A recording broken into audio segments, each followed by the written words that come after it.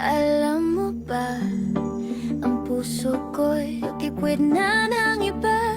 Kaya noon, iwas puso'y ako sa iyong pagsinta. Takot akong magkamali at sa'yo ay mahulog. Habang sa unang pag-ibig, commitment ko'y di matulog. Kahit hindi ng pag-iwas, block kong block ang drama. Dahil tapat ang puso, ayaw ko nang may kasama.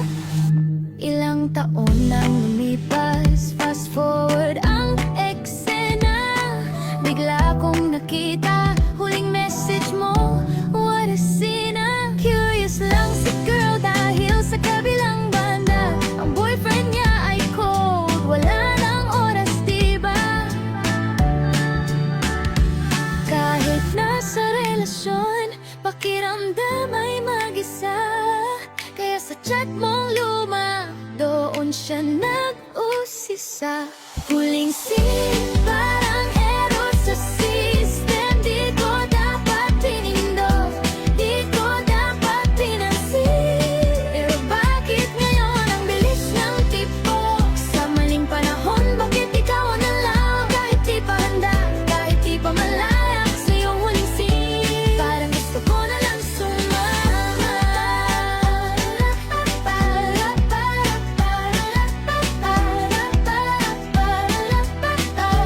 Parang gusto ko na lang sumama.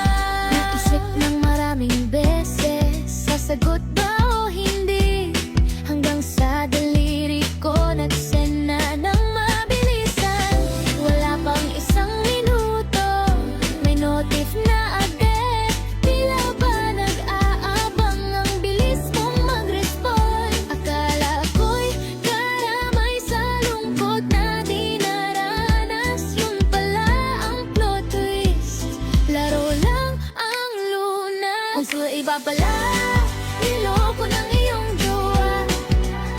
Kaya ang puso ko, ginawa mo parang bola.